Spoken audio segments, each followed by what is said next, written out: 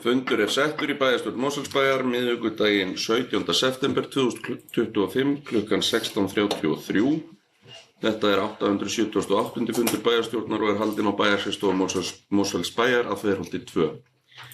Einn varabæjarfulltrúi situr fundinn í dag en það Hjörtur Örn Arnarsson, varabæjarfulltrúi í forföllum Ásgeir Sveinssonar, bæjarfulltrúa Sjálfstæðisflokks. Aðrir aðalbæjarfulltrúar eru hér í dag.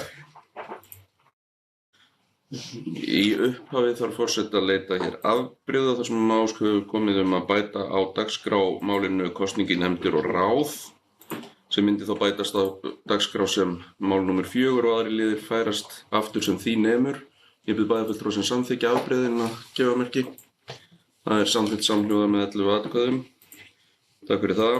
Og þá á dagskrá fundarins í dag alls 11 mál. Þar af eru 3 fundagerðir til afgreiðslu, 1 almennt erindi og þá 7 fundagerðir til kynningar.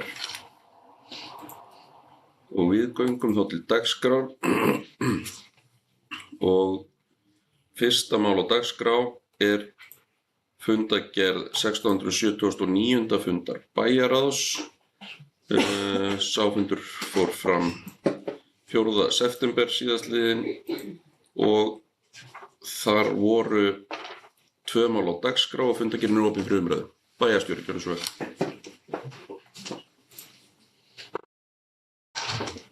Forseti, ágætu bæjarfulltrúar, ég ætla aðeins að fara yfir rekstrarrifrit málaflokka og deilda sem var lagt fyrir bæjar á 4. september og síðastliðinn og fyrir tímabilið janúar til júní 2025. Tekjur á útsvari og fasteignaskatti á þessu tímabili voru 6.770 milljónir og framlög frá jöfnunarsjóði 1.888 milljónir og launakostnaður var 5.678 milljónir og hann 3,3% umfram fjárhagsáætlun tímabilsins. Annar rekstrakostnaður 6.105 milljónir og afskriftir sem eru 325 milljónir sem svona mest í samræmi við fjárhagsáætlun. Rekstraniðurstaða fyrir fjármagnsliði jákvæð 337 milljónir sem algjörlega á pari við það sem var áætlað. Og því ber að fagna og ber vott vandaða áætlunargerð og forstöðumenn hafi haldið og leitist við að halda rekstrinum innan áætlunar. En auðvitað eru veikindi og annað sem koma upp á sem gerir það að verkum að launakostnaður verður örlítið hærri heldur en áætlað var. Fjármagnskostnaðurinn hins vegar 780 milljónir sem 166 milljónir krónum meira heldur var gert ráð fyrir í fjárhagsáætlun tímabilsins og þau frávik skýrast að meiri verðbólgu, hærri verðbólgu heldur en gert var ráð fyrir í áætluninni og við erum auðvitað að vonast eftir því. Það fátt sem hefur jafn mikil áhrif á bæjarsjóð eins og verðbólgan að það dragist saman þegar að verðbólgan lækki og fari nær því sem áætlað var þegar að líða tekur á tímabilið. Rekstraniðurstaða tímabilsins með fjármagnsliðum því neikvæð 443 milljónir sem 147 milljónum lakari niðurstaða heldur en gert var ráð fyrir í fjárhagsáætlun og það vegna þessara 166 milljóna sem að fjármagnstekjurnar eru yfir. Það þekkt stærð hér í þessu sveitafélagi að tekjur að koma meira á seinni hluta ársins. Við höfum til dæmis vona á byggingaréttartekjum sem að koma inn komu inn eftir að þetta ársuppgjör var gert. Við höfum ekki farið þá leið að vera með svokallaða lotun eins og við sjáum að nágrannasveitarfélögin okkar eru með, sem eru setja inn tekjur sem eru ekki komnar í kassan. Hér hefur verið mjög íhaldssöm og þó að við séum búin að selja lóðir og byggingarétt þá setjum við það ekki inn sem tekjur fyrir þær eru komnar. Við gerum ráð fyrir því þar sem að tekjur verða töluvert hærri á síðari hluta ársins þá eigum við von á því að rekstrarniðurstaða A og B hluta verði jákvæð 663 milljónir króna.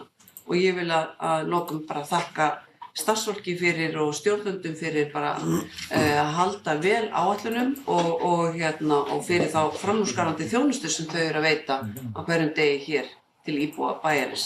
Takk fyrir. Takk fyrir bæjarstjóri. Fleiri sem óska eftir að taka til máls þennan lið. Bæjarfulltrúi Rúnar Bragi, gjörðu svo vel.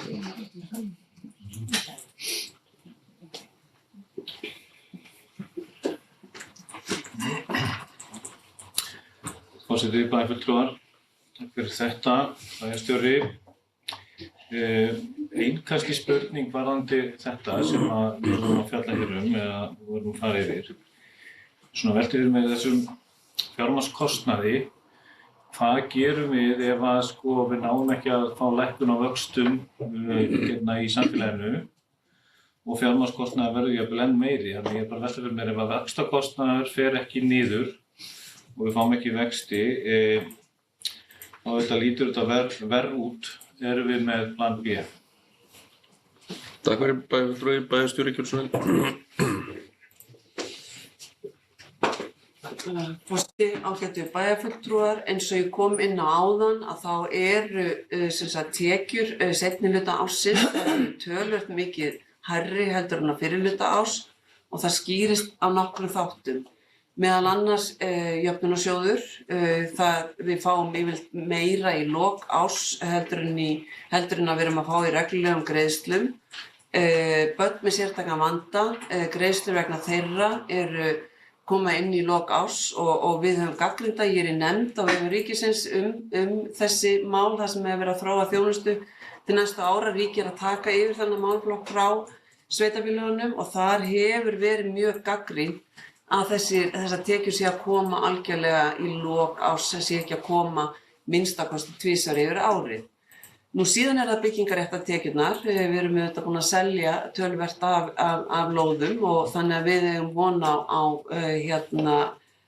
góðum tekjum af þeim og eins og kom fram í máli mínu þá gerum við ráð fyrir 660 milljóna króna afgangi árslok og það svona ætti í raun og veru allavega ef að verðbólgan verður hærri heldur hún í dag að þá ættum við borð fyrir báru en ekki að hún færi að rjúka upp í 15-20% þá auðvitað værum við í mjög slæmum málum.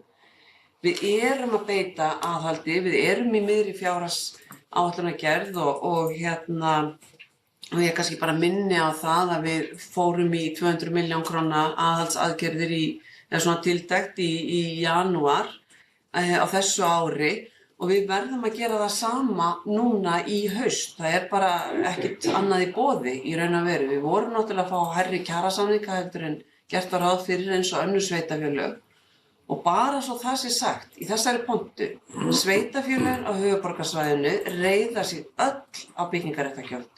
Og það auðvitað ekkert staða sem okkur þykir þægileg, en hún til komin vegna þess að við höfum verið í mjög mikilli uppbyggingu, öll sveitarfélögin og ekki síst hér, tekið lán sem hafa hækkað mjög mikið. Þess ekkert óeðlilegt að við nýtum þá byggingarréttargjöldin til þess að borga niður en að háa fjármagnskostnað. En auðvitað þetta ekki staða sem að sveitarfélögin vilja vera í, en þetta bara, ef þið lesið ársreikninga allra sveitarfélaganna á höfuðborgarsvæðinu og árshlutareikningana núna, þá þessi mynd mjög skýr. En nú ég kannski aðeins farin út fyrir efnið, en mér þetta mjög hugleikið og þetta til umhugsunar og ástæðan og bara það svo að þessi sett í samhengi. Ég sótti húsnæðisfund daginn sem að félags- og húsnæðismálaráðherra hélt og þar var sveitarstjórum og bæjarstjórum boðið og hagsmunasamtökum og fleira. Og þar búið að gera greiningu á húsnæðisuppbyggingu á Íslandi og við erum, og bara í samhengi við heiminn, bara Evrópu og svona alþjóðavísu, og það ekkert land sem hefur byggt meira upp af húsnæði á undanförnum árum nema það Costa Rica. Það ekkert land, ekkert Norðurlandana, ekkert land í Evrópu sem hefur verið með hennan gríðarlega hraðavöxt og það að koma mjög niður á sveitarfélögunum. Þannig að ég hef auðvitað áhyggjur alla daga af rekstri sveitarfélagsins og ég vísti því að kollega mínir séu í sömu sporum. Takk. Takk fyrir bæjarstjóri, bæjarfulltrúi Lovísa Gylfsson.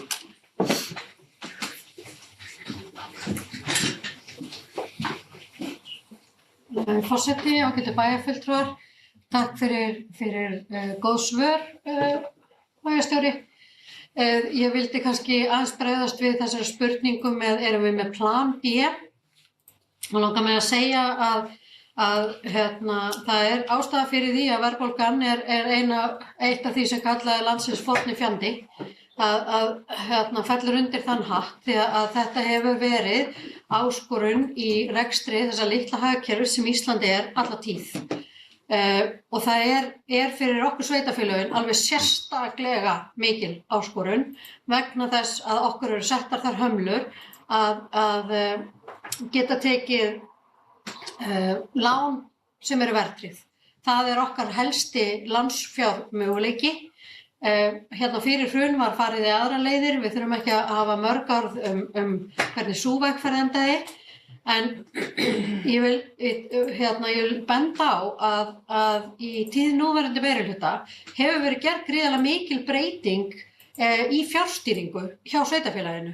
Hér var til dæmis farið í mjög viðamikla áhættugreiningu sem að hjálpar okkur mjög vel að sjá langt fram í tímann og setja inn breytur. Og það segir sig náttúrulega sjálft að þegar verið að gera fjárhagsáætlanir sem við gerum á hverju hausti, þá verðum við að miða þær við það andrúmsloft sem í þjóðfélaginu. Við verðum að vera varfærin í spám tekjumöguleika sveitarfélagsins og við þurfum að hafa það í huga þegar við fjárfestum hver raunveruleg greiðslugeta félagsins og nú erum við komin með gríðarlega gott tól sem var ekki til staðar hérna áður til þess að meta þessa getu og það má þannig segja að það sem að hefur einhvern tímann verið plan B að bara aukinn íbúafjöldi reddi málunum. Við erum ekki með þannig plan B, heldur ætlum að reyna að gera enn upplýstari fjárhagsáætlun og þar fyrir utan þá erum við núna annað árið í röð þá að gera aðhaldskröfu í fjárhagsáætlun, eitthvað sem var líka nýlunda í fjárhagsáætlunagerð þegar það var gert í fyrra. Þannig að ég held að bæjarstjóri hafi að öðru leyti bara farið mjög vel yfir og það verður spennandi bara að sjá, það verður áskorun fyrir okkur eins og önnur sveitarfélög að koma fjárhagsáætlun saman svo vel sé og bara halda áfram að reka sveitarfélagið jafnvel og það hefur verið rekið og ég mjög fegin því að við séum ekki í Ég kalla svona lotun svolítið skapandi bókhald. Ég vil ekki telja krónurnar fyrir í kassan eru komnar og þannig að það miklu áræðanlegra að gera þannig bæði árshlutauppgjör og í áætlunum. Takk fyrir. Takk fyrir bæjarfulltrúi, fleiri sem óska eftir að taka til máls þennan lið. Svo tel ég ekki vera en fundargerðin opin fyrir umræðu að öðru leyti. Bæjarfulltrúi Sævar Gylfsson.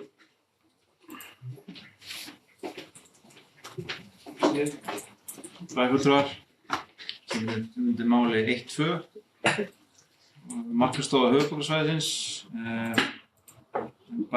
samþykkti þarna að vísa samningi við Markaðsstofu höfuðborgarsvæðisins fyrir árin 26-28 og fela bæjarstjóra að undirrita fyrir hönd Mosfellsbæjar.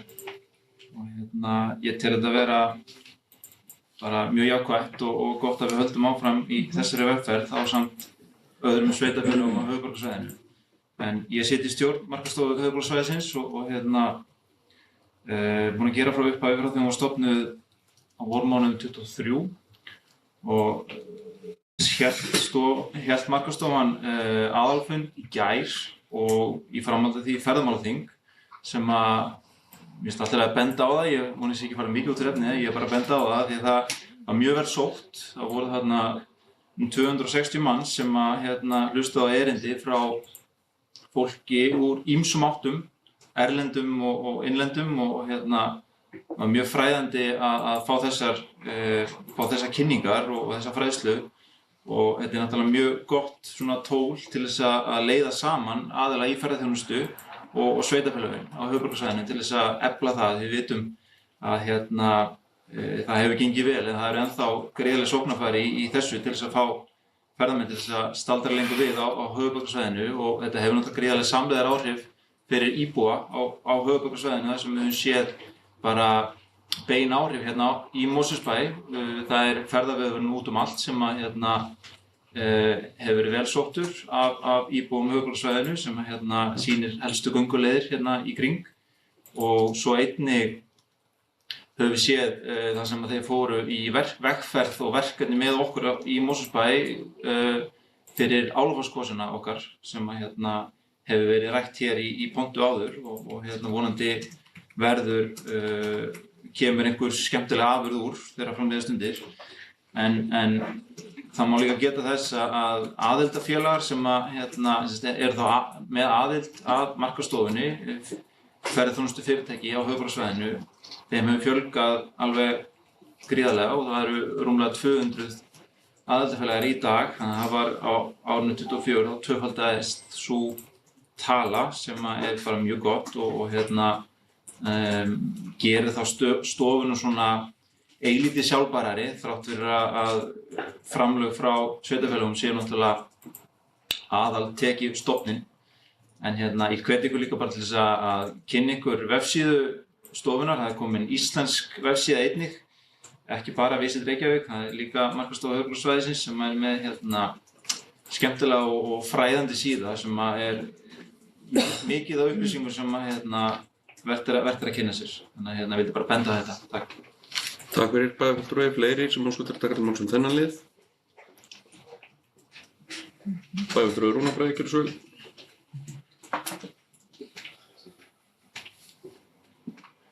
Forseti, bæjarfulltrúar, þetta er bara mjög gott mál. Þetta var samþykkt á bæjarráðsfundinum og hefur verið lengi í bígerð að gera og reyna að koma okkur auðvitað á kortið, fyrst með Lof Reykjavík og fleira.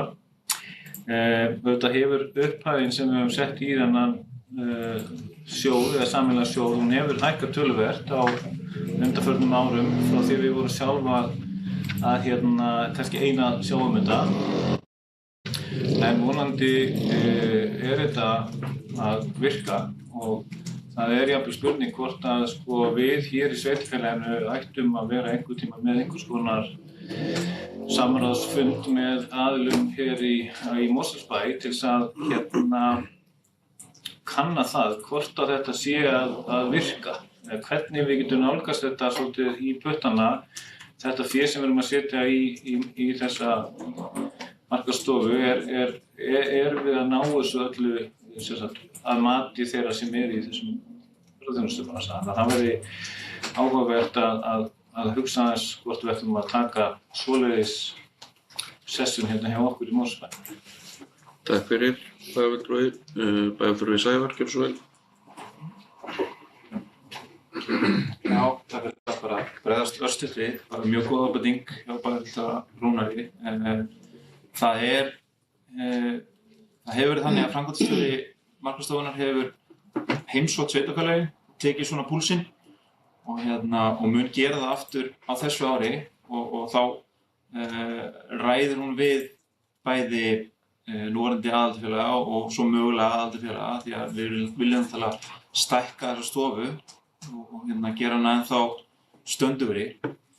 En svo líka má benda á að það var gerð könnun á meðal aðildarfélaga sem var birt á aðalfundinum í gær þar sem kom í ljós að það er bara mikil ánægja með störf stofunnar en það hafði verið bara mjög dugleg og iðin að bæði koma með markaðsefni og ýmsar nálganir bæði sem henta þá aðildarfélögunum, fyrirtækjunum og sveitafélögunum sem náttúrulega þurfa líka að fá sitt fyrir þann pening, þau framlög sem þau leggja til. Þannig að þetta þarf að vera svolítið allra hagur og ég svona, allavega það sem af og það sem að virðist vera svona framundan þegar við vorum að kynna þarna markaðssetni og annað sem að þið fylgist með, hvet ykkur til að fylgjast með þegar fer í loftið, það vakti mikla lukku á fundinum. Ég held að allavega svona það sem að maður sér svona í náinni framtíð, það sem markaðsstofan að leggja til, sé bara mjög spennandi og geti komið sem flestum til góðar. En varðandi upphæðirnar þá var það samþykkt að mig minnir að halda þeim óbreyttum, sem ekki tengja við einhverja vísindalega eða verðlagsþróun. Þannig að svo það sé sagt, upp með það megi koma fram hér. En takk fyrir. Takk fyrir bæjarfulltrúi, fleiri sem óska eftir að taka til máls um þennan lið. Svo tel ég ekki vera og það ekki fleiri liðir í þessari fundagerð en þegar hafa verið ræddir og við tökum þá til afgreiðslu. Þannig að ég bæjarfulltrúa sem að samþykkja fundagerð 679. fundar bæjarráðs gefa merki. Það samþykkt samhljóða með 11 atkvæðum. Takk fyrir. Og þá það annað mál á dagskrá sem fundagerð 1608. fundar bæjarráðs. Sá fundur fór fram 11. september síðastliðinn og þar voru 5 mál á dagskrá og fundagerðin opin fyrir umræðu. Bæjarfulltrúi Halla Karin gjörðu svo vel.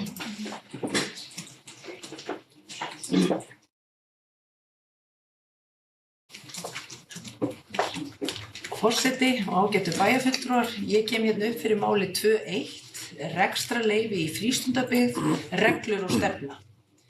Bara aðeins í forsöguna að á síðasta bæjarráðsfundi þann 1. september síðastliðinn voru vinnureglur Mosfellsbæjar samþykktar fyrir rekstrarleyfi fyrir gistingu í flokki 2H í frístundahúsi.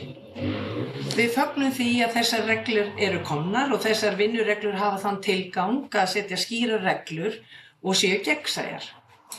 En það hefur komið þó í ljós að það ákveðið misræmi á milli reglana sem samþykktar voru hvað varðar fjölda gesta og skilgreiningu á minna gistiheimili í reglugerð númer 1277/2016 veitingastaði, gististaði og skemmtanahald.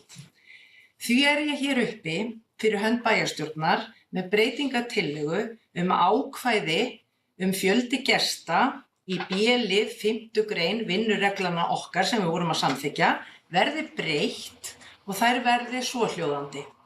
Til að umsókn rekstrarleyfi falli undir stefnu þessa skal hámarksfjöldi gesta vera í samræmi við skilgreiningu á minna gistiheimili í C-lið 1. málsgrein 4. greinar reglugerðarinnar. En það ekki neitt annað sem við erum að breyta en við viljum koma þessu skýrt fram að þetta breytingartillaga hjá okkur, að þetta var ekki alveg í samræmi. En takk fyrir. Takk fyrir bæjarfulltrúi. Fleiri sem óska eftir að taka til máls um þennan lið. Svo tel ég ekki vera og þá telur forseti að líklega sé best bara að afgreiða breytingatillöguna sem hér var kynnt. Og ég tel að hún hafi komið mjög skýrt fram til að hann sjálf en get lesið hana upp aftur, sett bara tillöguna sjálfa ef að bæjarfulltrúar óska eftir því. En svo ekki og þá bara ber ég fyrirliggjandi breytingatillögu bæjarstjórnar á þessum rekstrarleyfi í frístundabyggð, reglur og stefna upp og bið bæjarfulltrúa sem samþykkja þessa breytingatillögu að gefa merki. Það samþykkt samhljóða með 11 atkvæðum og þá til að allt sé löglegt þá þurfum við líklega að staðfesta rekstrarleyfi sérstaklega með áorðnum breytingum. Þannig að þá bið ég bæjarfulltrúa sem samþykkja þessar reglur með áorðnum breytingum, þessum sem við vorum að samþykkja, gefa merki. Það samþykkt samhljóða með 11 atkvæðum.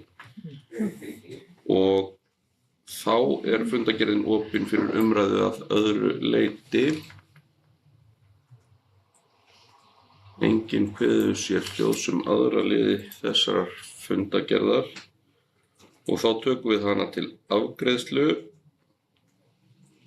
Og ég bið þá bæjarfulltrúa sem samþykkja fundargerð 680. fundar bæjarráðs að gefa merki.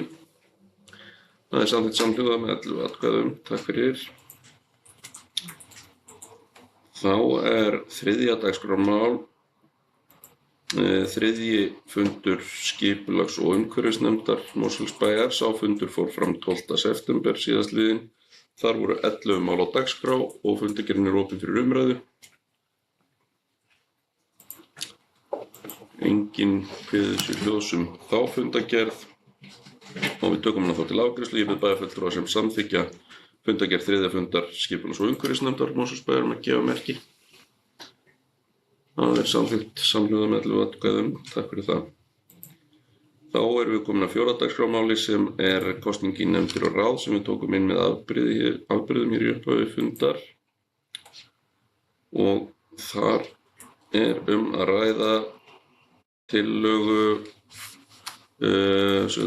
flytjandi bæjarfulltrúi Halla Karen og lagt til að frá og með 1. október 2025 verði Sævar Birgisson aðalfulltrúi í stjórn Sorpu en hann hefur verið varafulltrúi. Jafnframt lagt til að frá sama tíma verði Aldís Stefánsdóttir varafulltrúi en hún hefur verið aðalfulltrúi í stjórninni. Og aðrar tillögur þetta kjör, svo ekki og þá eins og venja hjá okkur í liðnum kosningunefndir og ráð þá telst tillagan samþykkt sem engar aðrar tillögur liggja fyrir. Þá við komin að fundargerðin til kynningar. Þar næst 5. dagskrármál sem fundargerð 517. fundar stjórnar Sorpu. Sá fundur fór fram 18. júní síðastliðinn og þar voru 3 mál á dagskrá og fundargerðin opin fyrir umræðu. Enginn kveður sér hljóðs þá fundargerð og fundargerðin lögð fram. 7.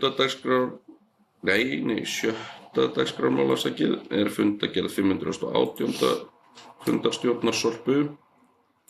Sá fundur var 18. ágúst síðastliðinn og þar voru 10 mál á dagskrá og fundargerðin opin fyrir umræðu. Bæjarfulltrúi Aldís, gjörðu svo vel.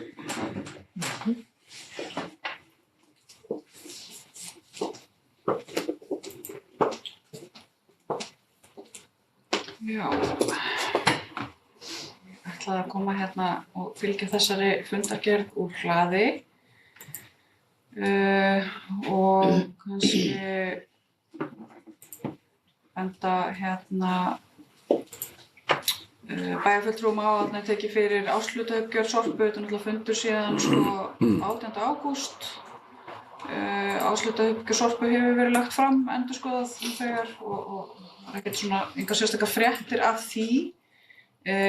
Það sem að mér langaði að ræða aðeins og benda á, það þarna 2 mál í fundargerðinni, mál 6 og 7, það málefni endurvinnslustöðva.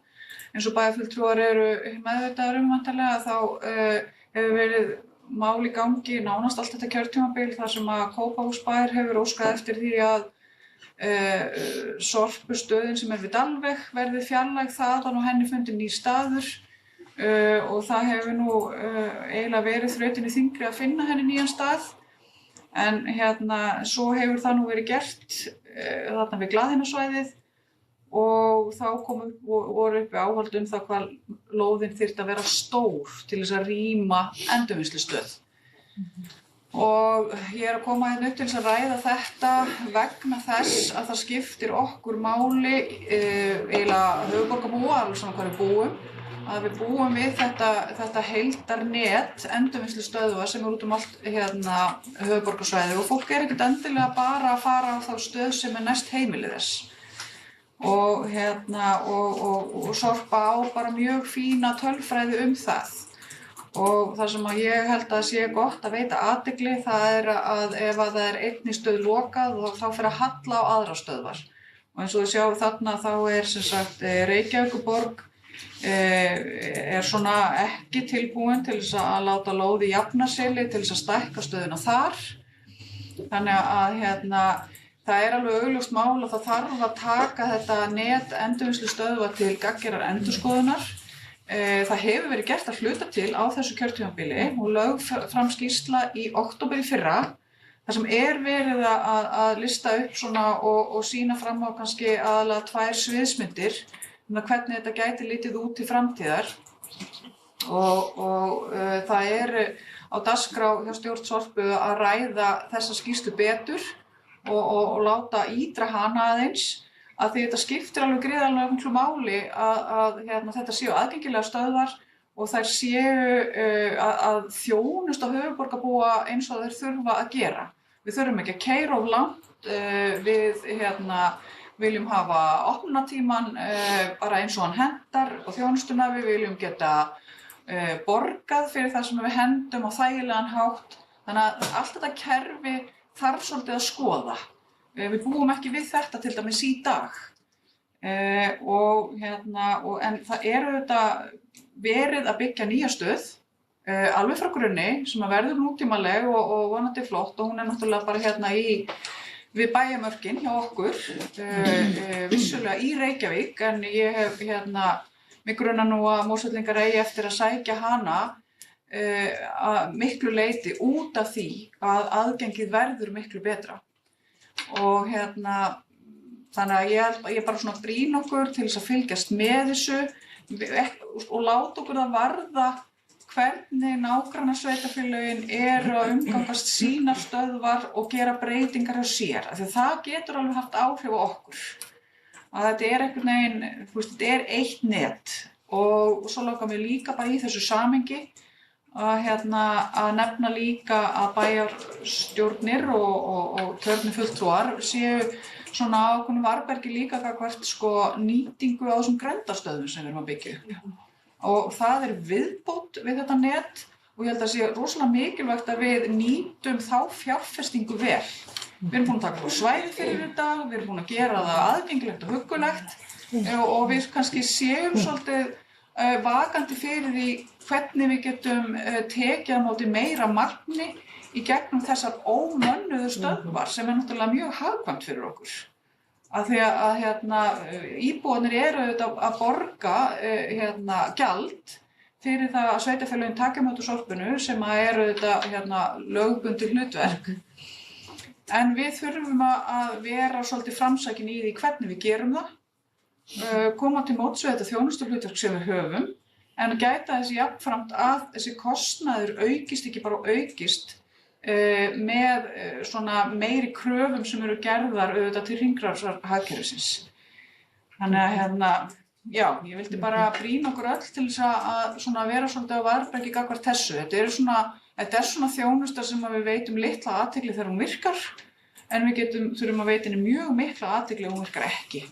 Þannig að og líka þegar hún farin að kosta alveg gríðarlega mikið sem við þurfum að vera mjög á varðbergi gagnvart, sérstaklega svona, og höfum þurft að vera það hingað til, en ég held líka eftir því sem að kröfurnar aukast, að þá þurfum við að vera enn meira á varðbergi gagnvart í og dæmi það til dæmis móttaka á textíl sem gríðarlega kostnaðarsamt verkefni sem sveitarfélögin hafa tekið að sér lögbundið hlutverk, við verðum að gera þetta en við verðum að gæta þess að kostnaðin fari ekki brot valdi. Að láta þetta duga þetta málefni. Takk fyrir. Bæjarfulltrúi fleiri sem óska eftir að taka til máls með þennan lið. Svo tel ég ekki vera, en fundargerðin að öðru leyti. Svo virðist ekki vera og fundargerðin lögð fram. Og þá erum við komin að 7. dagskrármáli sem fundargerð 273. fundar stjórnar slökkviliðs höfuðborgarsvæðisins. Sá fundur fór fram forseti alveg túnni hérna. 15. ágúst afsakið síðastliðinn, en þar voru aftur á móti 4 mál á dagskrá. Einhver sem óskar eftir að taka til máls þessa fundargerð? Svo virðist ekki vera og fundargerðin lögð fram. Þá það 8. dagskrármál sem fundargerð 611. fundar stjórnar SSH. Sá fundur fór fram 18. ágúst síðastliðinn og þar voru 8 mál á dagskrá og fundargerðin opin fyrir umræðu. Enginn kveður sér hljóðs þá fundargerð og fundargerðin lögð fram. 9. mál á dagskrá fundargerð 612. fundar stjórnar SSH. Sá fundur fór fram 1. september síðastliðinn og þar voru 7 mál á dagskrá og fundargerðin opin fyrir umræðu. Enginn kveður sér hljóðs þá fundargerð og fundargerðin lögð fram.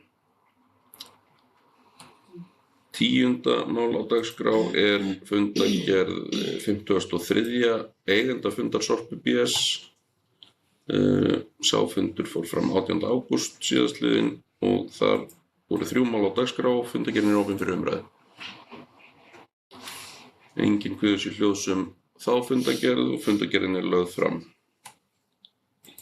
Og 11. dagskrármál fundargerð 983. fundar stjórnar Sambands íslenskra sveitarfélaga. Sá fundur fór fram 29. ágúst síðastliðinn og þar voru 21 mál á dagskrá og fundargerðin opin fyrir umræðu. Enginn kveður sér hljóðs þá fundargerð og fundargerðin lögð fram.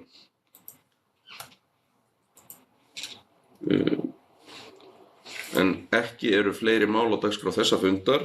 Ég þakka fyrir fundinn. Næsti fundur bæjarstjórnar Mosfellsbæjar fer fram miðvikudaginn 1. október næstkomandi klukkan 16:30 til fundarins verður boðað með dagskrá. Ég segi fundi slitið klukkan 17:11.